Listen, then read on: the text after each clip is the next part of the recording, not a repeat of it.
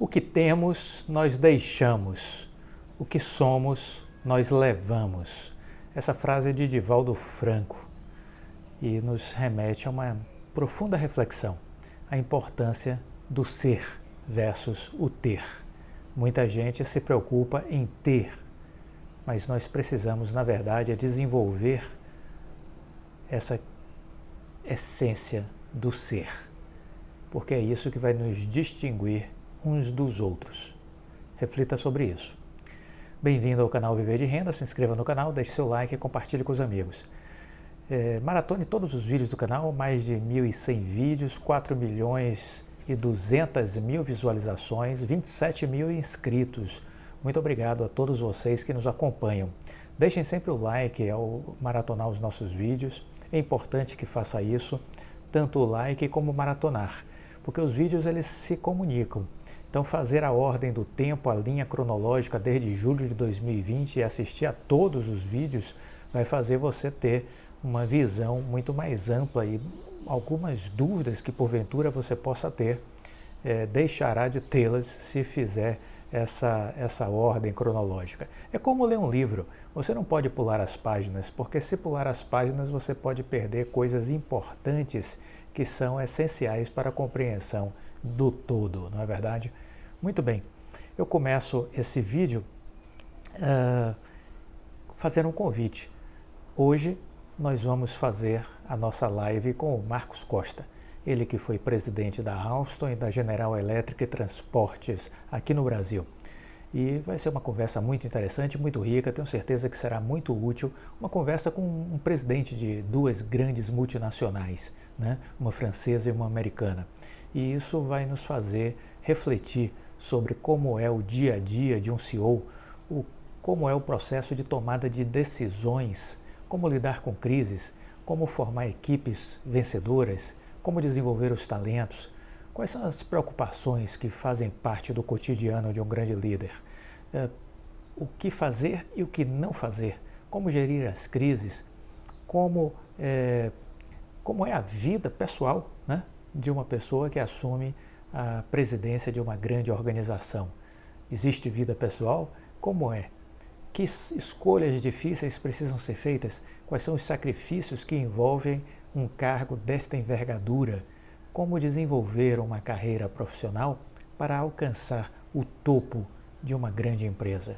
Reflexões que vamos fazer com o Marcos Costa.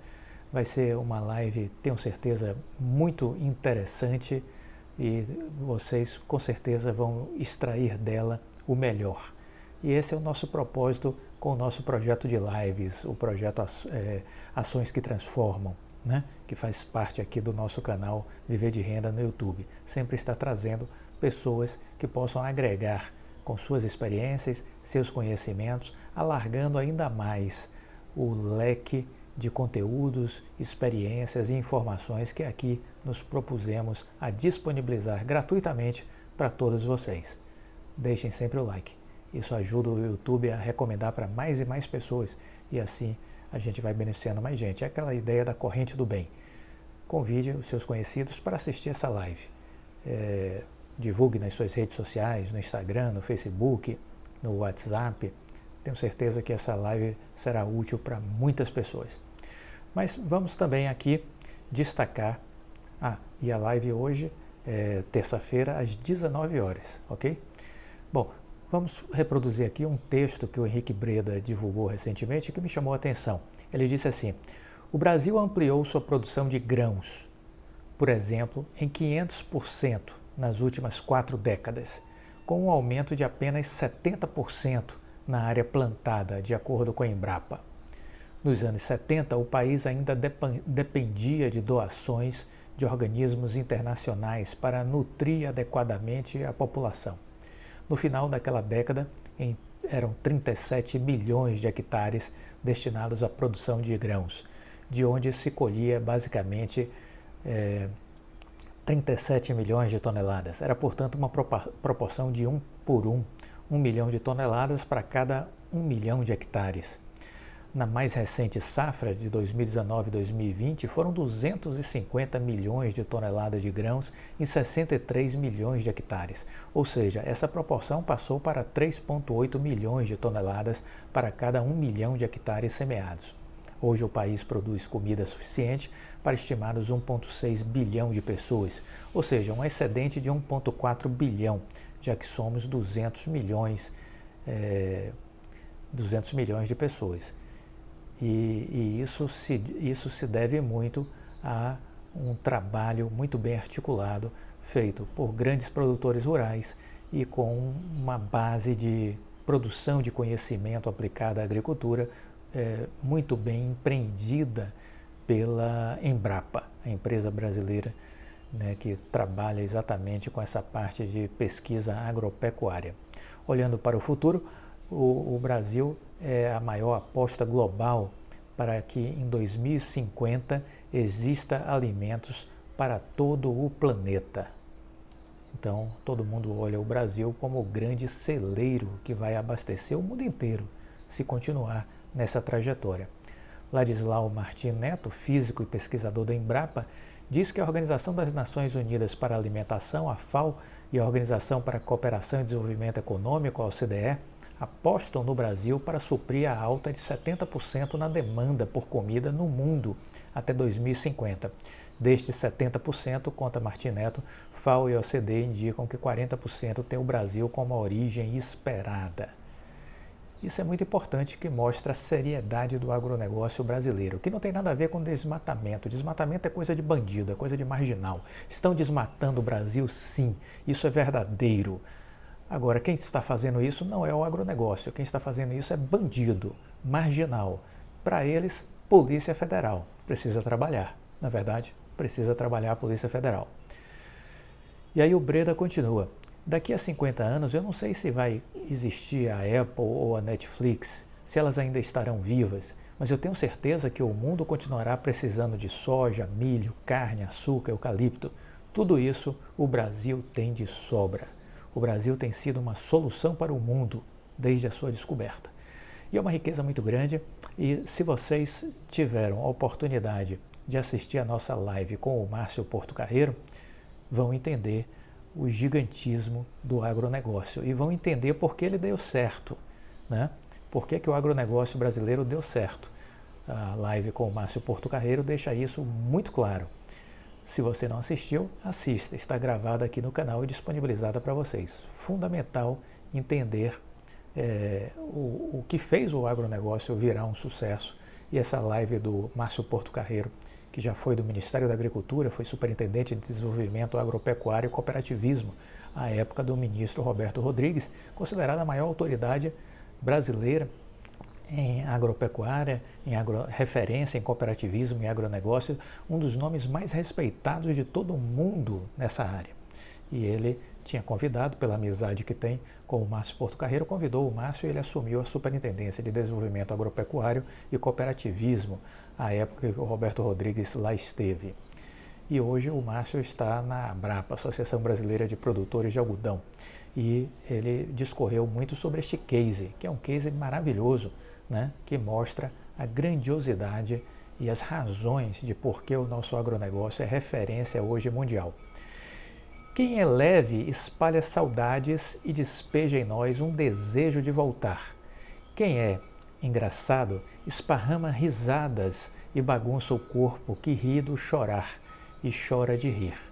E o otimista distribui esperança, e é ela que nos inspira a viver. Seja, portanto, leve, engraçado e otimista. O mundo precisa de gente assim. Essa frase, esse pensamento excelente é do Samer Age e nos leva exatamente a essa reflexão da importância de termos leveza em nossas vidas, nos manter de bom humor a despeito dos problemas e, sobretudo, olhar o lado cheio do copo, ou seja, ter uma natureza otimista, porque o mundo precisa de gente desse tipo. Seja também mais um a defender essas ideias. Muito bem, nessa parte do vídeo eu quero destacar que saiu uma notícia sobre a Oi, que vale a pena a gente estar compartilhando com vocês. O Vicente Aquino foi escolhido para relatar a venda do controle da Vital pela Oi. A Vital é a antiga Infraco, né? E é a empresa de fibra, empresa de rede neutra, criada pela Oi. Hoje ela é 100% Oi e aguarda o parecer da Anatel, com a concessão da anuência prévia. O CAD já aprovou essa operação de venda de parte do capital social da Vital, antiga Infraco, para o BTG. Foi feito mediante um leilão judicial, conforme diz a legislação que reza a lei de recuperação judicial no país, né? E agora aguarda a Anatel se posicionar para que essa venda seja de fato consumada. E vale dizer então que a Anatel, na sexta-feira 21, realizou um sorteio para escolher o relator para justamente avaliar a venda do controle da Vital para a Oi. O nome escolhido é o Vicente Aquino. A Oi, que vem passando por uma recuperação judicial desde 2016, vendeu uma parte do seu capital social da Vital para o BTG Pactual. Então, o BTG Pactual vai pagar aí 12,9 bilhões de reais nessa transação. A Oi vai continuar com 42,1% de participação na Vital, o que a torna uma acionista relevante. Algumas pessoas erroneamente dizem que a Oi é uma acionista minoritária. Desculpa, o termo correto é acionista relevante. É isso que ela é, porque ela participa da empresa e possui, em função do seu capital social, uma relevância no processo de planejamento estratégico e de visão que essa empresa deve tomar nos próximos anos, né? Os compradores, o comprador no caso foi o BTG Pactual, aguarda, portanto, essa posição da Anatel. A Vital ela surge como a mais ampla rede neutra do país. Ela possui os 400 mil quilômetros de fibra ótica que eram da Oi, foram transitados para dentro da Vital. Essa fibra ótica permeia aí todo o Brasil e o seu modelo de negócio prevê o fornecimento de rede de transporte e de última milha a qualquer empresas interessadas em explorar o mercado de banda larga fixa. O conselheiro Vicente Aquino, após receber em mãos da área técnica da agência uma proposta de aprovação do negócio, porque a área técnica da Anatel já fez o seu trabalho e recomenda a aprovação do negócio. Conforme já noticiado, os técnicos não encontraram nenhum tipo de empecilho à venda do ponto de vista do âmbito da concorrência, nem tampouco no âmbito regulatório. Uma das questões sensíveis relacionada ao destino de bens reversíveis integrantes da concessão da Oi foi pacificada. Isso já havia sido dito pelo CEO da empresa, o Rodrigo Abreu, que essa questão estava totalmente equacionada. Os técnicos interpretaram que a legislação autoriza a venda parcial de ativos que inclui bens reversíveis, desde que a empresa detentora da outorga continue a fazer parte da sociedade, sendo um sócio de destaque, um sócio relevante.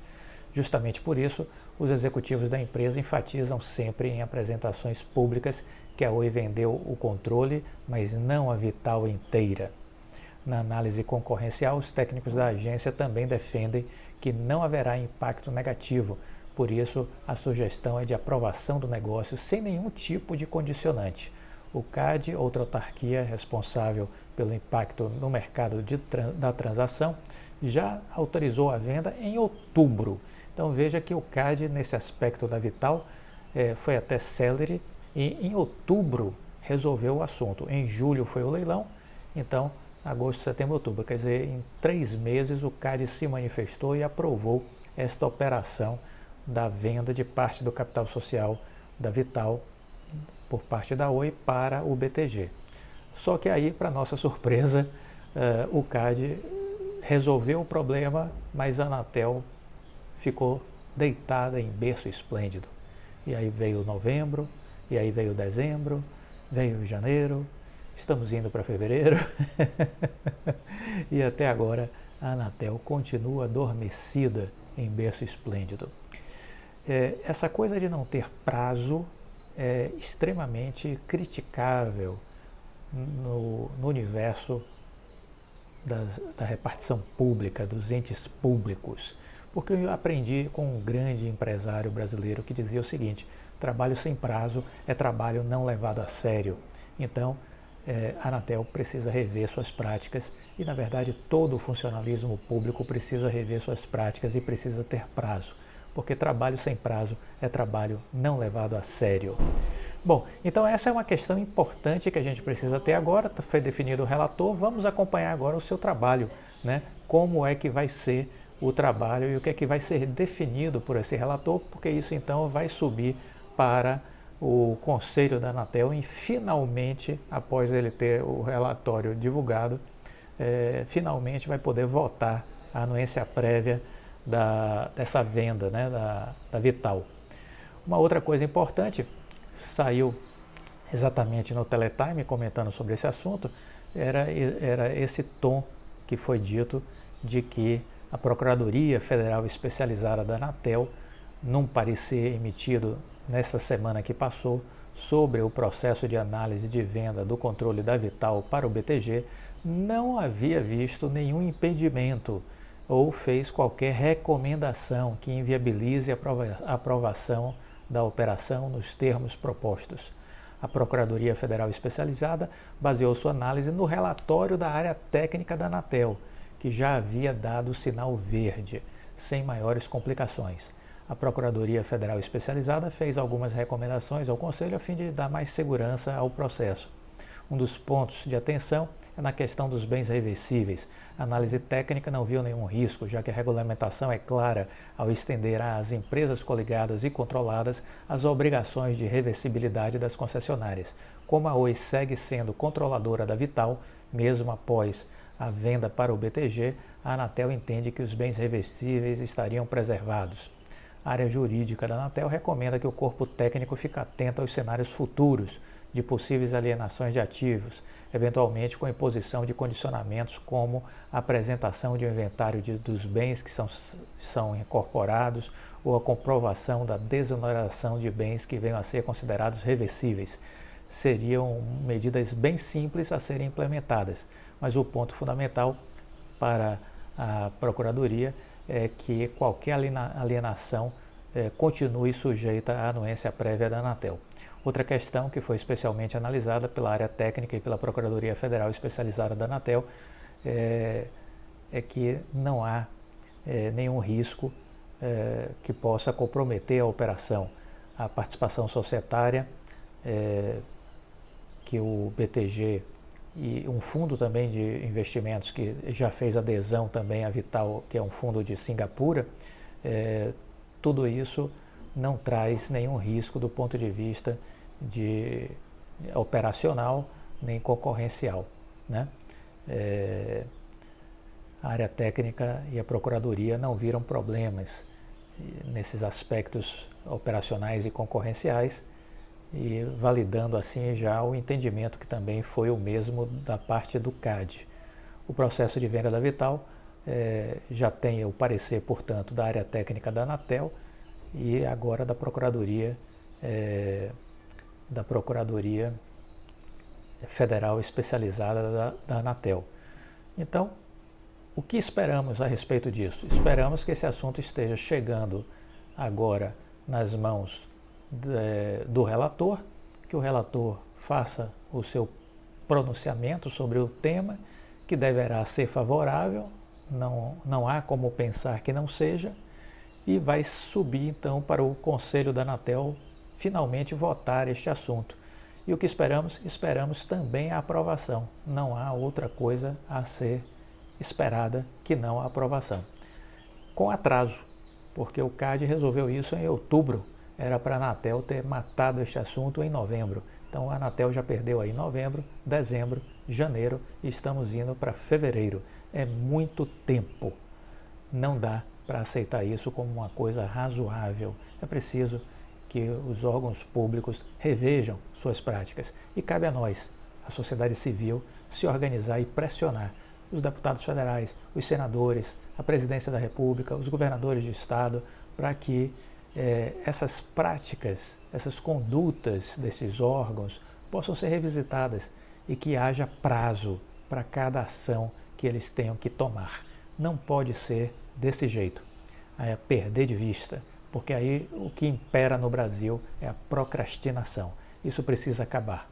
O Estado moderno exige velocidade. Estamos no mundo da revolução tecnológica, da transformação tecnológica, estamos no mundo do digital.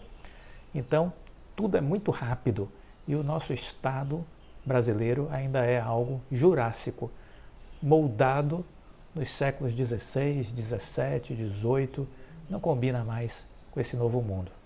Definitivamente precisa ser transformado e a gente faz votos que isso aconteça, né? Que a gente possa ter um Estado mais eficaz e mais eficiente, menos burocrático, mais ágil, mais dinâmico, com prazos e prazos não muito amplos, porque o CAD teve 11 meses para julgar o processo da venda da imóvel, vai encerrar agora em fevereiro, os 11 meses. É muito tempo, era para ser no máximo 7 meses, mais do que isso é intolerável. Intolerável. 7 meses, considerando que eles julgaram que era uma questão complexa. Mais do que 7 meses é excessivo demais. Não tem como defender um negócio desse. Não tem como defender. Então, é preciso mais celeridade. A gente precisa fazer isso para mudar o Estado brasileiro, né? O Estado brasileiro precisa ter um pouco de injeção dos parâmetros que norteiam a iniciativa privada. É o foco no resultado, na qualidade, na redução dos custos, na velocidade de entrega de resultado. É isso que a gente precisa ter. Boas práticas que possam ser levadas da iniciativa privada para a máquina pública, que precisa se reinventar. O que está aí não funciona. É preciso uma transformação. É preciso uma transformação. O que funciona, não funciona a contento. Então a gente precisa mudar, é hora de mudar, é preciso ter esse sentimento, né? Então terminamos esse vídeo reforçando uma vez mais. Hoje, às 19 horas, temos a nossa live aqui no canal Viver de Renda. Estaremos tendo uma conversa, um bate-papo com o Marcos Costa, que foi CEO da Alstom e da GE Transportes. Como é a vida de um CEO? É sobre isso que vamos falar. Deixa o like e aguarda às 19 horas. Fique com Deus e até a próxima. Tchau.